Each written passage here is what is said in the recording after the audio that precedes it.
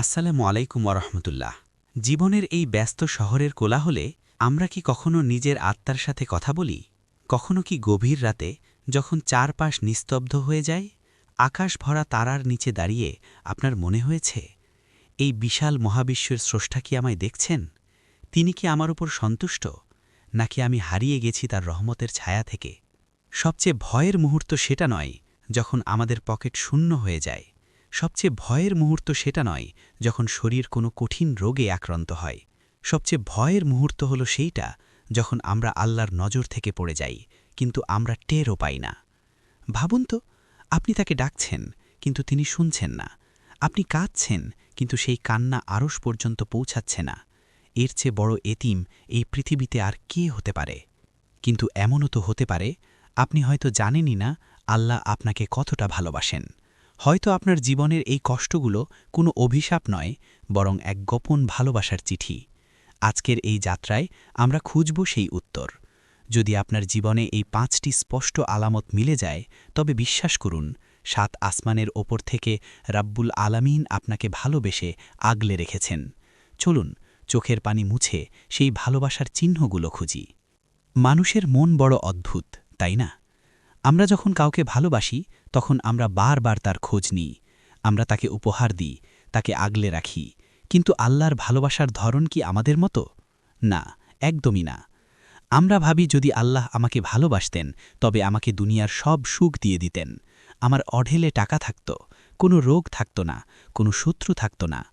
আমরা ভাবি সুখ মানেই আল্লাহর সন্তুষ্টি, আর দুঃখ মানেই আল্লাহর ক্রোধ। কিন্তু ইতিহাসের দিকে তাকান। এই পৃথিবীর বুকে যিনি ছিলেন আল্লাহর সবচেয়ে প্রিয়, সেই হাবিবুল্লাহ, আমাদের নবীজি সাল্লাল্লাহু আলাইহি ওয়াসাল্লামের জীবনের দিকে তাকান। তার চেয়ে বেশি কষ্ট কি আর কেউ পেয়েছে?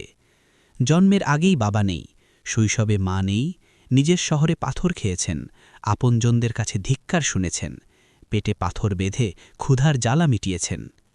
যদি দুনিয়ার সুখ আল্লাহর ভালোবাসার মাপকাঠি হতো, তবে ফেরআউন হতো আল্লাহর সবচেয়ে প্রিয় পাত্র, কারণ তার সুখের কোনো অভাব ছিল না। তাহলে তাহলে আল্লাহর ভালোবাসার সেই গোপন সংকেতগুলো কি? প্রথম আলামতটি শুনলে আপনার বুক কেঁপে উঠবে। হয়তো এখনই আপনার চোখের কোণে পানি জমে যাবে। প্রথম আলামত হল অবিরাম পরীক্ষা এবং বিপদ আপদ। হ্যাঁ, আপনি ঠিকই শুনেছেন, বিপদ। শুনতে খুব অদ্ভুত লাগছে, তাই না? আপনি হয়তো ভাবছেন, আমি এত নামাজ পড়ি, এত দোয়া করি, তাও কেন আমার বিপদ কাটে না? কেন আমার সংসার ভালো হয় না? কেন আমার অসুখ সারে না? কেন একের পর এক ঢেউয়ের মতো কষ্ট আমার উপর আছড়ে পড়ে? হে আল্লাহর বান্দা, একটু শান্ত হন। রাসূল সাল্লাল্লাহু আলাইহি ওয়াসাল্লাম বলেছেন, আল্লাহ যখন কোনো বান্দাকে ভালোবাসেন, তিনি তাকে পরীক্ষায় ফেলে দেন, তিনি তাকে বিপদ দিয়ে ঘেরাও করে দেন। ভাবুন তো, কেন? একজন স্বর্ণকার যখন সোনাকে খাঁটি করতে চায়, সে কি সোনাকে ফ্রিজে রেখে দেয়, নাকি দাউ দাউ করা আগুনে ফেলে দেয়? সোনা যখন আগুনে পড়ে, সে হয়তো চিৎকার করে বলতে চায়, কেন আমাকে পোড়াচ্ছ? কিন্তু স্বর্ণকার জানে, এই আগুন তাকে ধ্বংস করার জন্য নয়, তাকে দামি করার জন্য, তার ভেতরের খাদ বের করে তাকে উজ্জ্বল করার জন্য। আল্লাহ যখন আপনাকে ভালোবাসেন, তিনি চান না আপনি এই দুনিয়ার ধুলোবালিতে মলিন হয়ে থাকুন। তিনি চান আপনাকে খাঁটি করতে। হয়তো আল্লাহ দেখছেন আপনার হৃদয়ের কোনো এক কোণে দুনিয়ার প্রতি একটু মায়া জন্মেছে, যা আপনাকে জান্নাত থেকে দূরে সরিয়ে দিচ্ছে। তাই তিনি আপনাকে একটু কষ্ট দেন, যাতে আপনি দুনিয়া থেকে মুখ ফিরিয়ে বলেন, আল্লাহ, তুমি ছাড়া আমার আর কেউ নেই। একা করে দিয়েছে। এগুলো সব আল্লাহ ভালোবাসার টোকা। তিনি আপনাকে ডাকছেন। তিনি চাইছেন আপনি যেন আর কারো দরজায় না যান। তিনি চাইছেন আপনার ওই চোখের পানিটুকু শুধু তার জন্যেই ঝরুক। একটা সত্যি কথা বলি, মায়ের হাতের চড় খেয়ে শিশু যেমন কেঁদে আবার মায়ের বুকেই ঝাঁপিয়ে পড়ে, তেমনি আল্লাহ আপনাকে কষ্ট দেন যাতে দুনিয়া থেকে পালিয়ে আপনি তার সিজদায় লুটিয়ে পড়েন।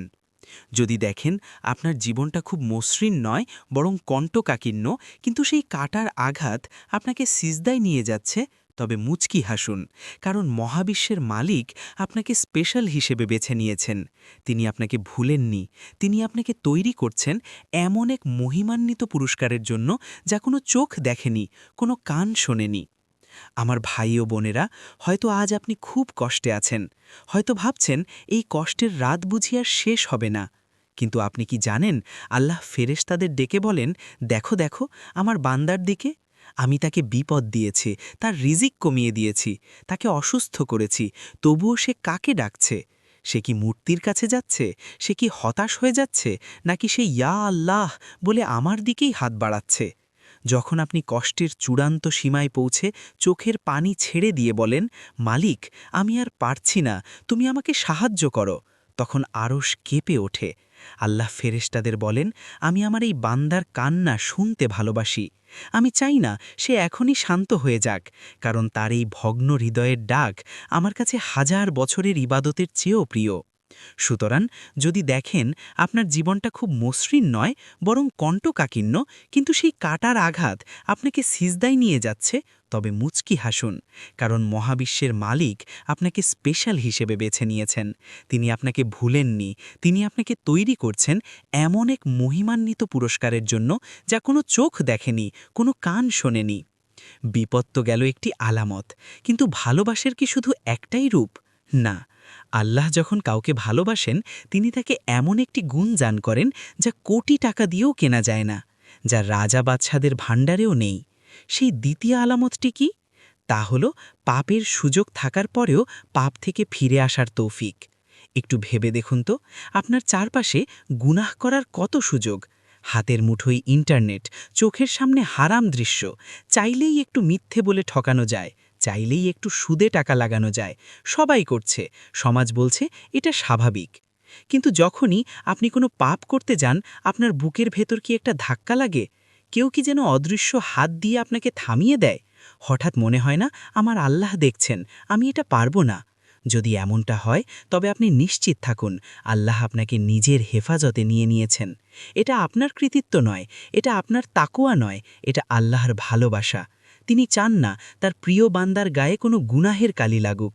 যেমন মা তার বাচ্চাকে কাদা থেকে তুলে কোলে নেয়, আল্লাহ আপনাকে পাপের গর্ত থেকে তুলে আনেন। কিন্তু এই সুরক্ষা পাওয়ার সৌভাগ্য কজনের হয়?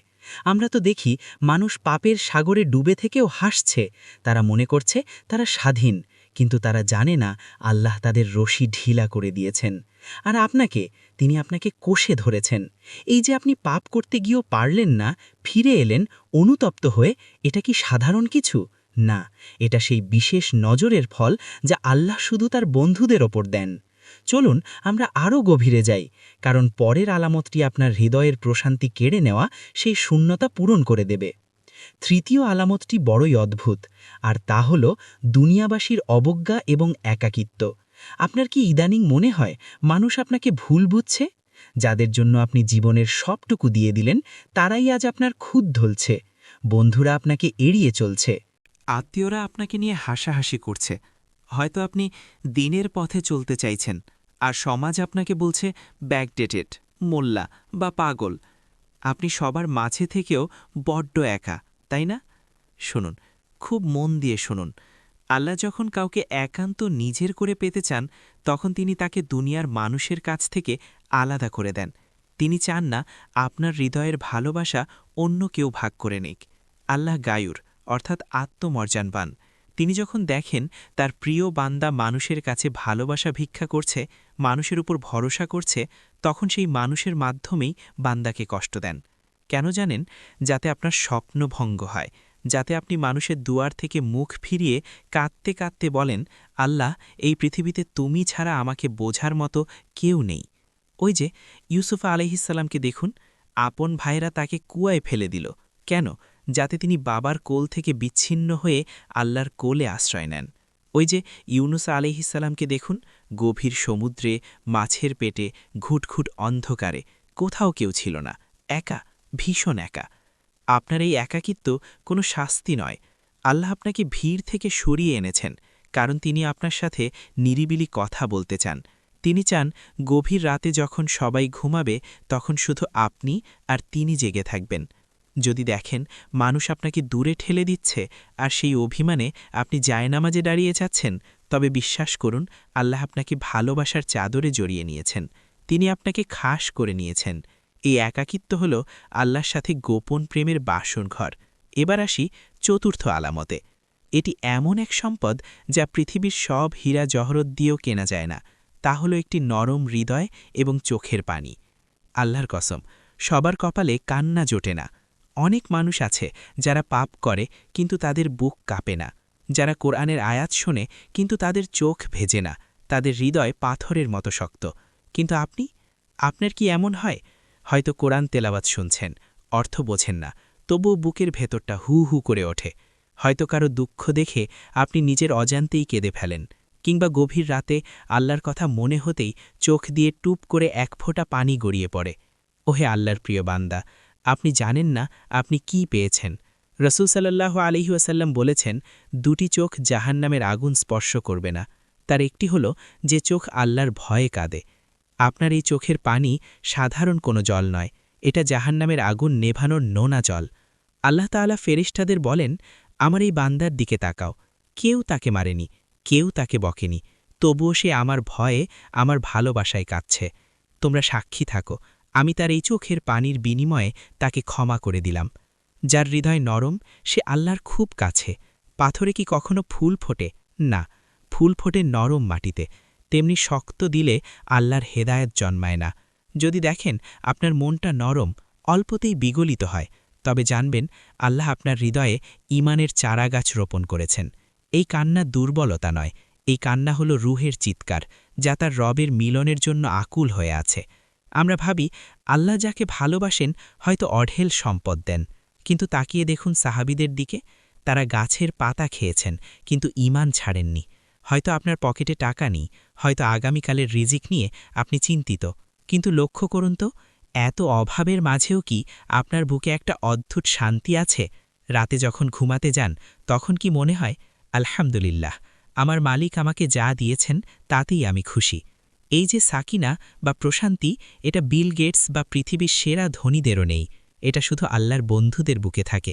দুনিয়ার হিসেবে আপনি গরিব হতে পারেন, কিন্তু যদি আপনার হৃদয়ে আল্লাহর ভালোবাসা থাকে, তবে এই মহাবিশ্বের সবচেয়ে ধনী ব্যক্তিটি আপনিই। একটু ভাবুন তো, বাদশার দরবারে তো সবাই যেতে পারে না, কিন্তু আপনি কি সেই সৌভাগ্যবান নন যাকে আল্লাহ প্রতিদিন 5 বার তার দরবারে হাজিরা দেওয়ার অনুমতি দিয়েছেন? তিনি যদি আপনাকে অপছন্দই করতেন, তাহলে কি নিজের ঘরে অর্থাৎ মসজিদে বা নিজের সামনে অর্থাৎ জায়নামাজে আপনাকে দাঁড়াতে দিতেন? তিনি আপনাকে ডাকছেন, বারবার ডাকছেন, কারণ তিনি আপনার কণ্ঠস্বর শুনতে চান। পথের শেষ প্রান্তে চলে এসেছি আমরা। এতক্ষণ আমরা জানলাম বিপদ, পাপ থেকে বেঁচে যাওয়া, মানুষের অবজ্ঞা আর চোখের পানি হল আল্লাহর ভালোবাসার গোপন চিঠি।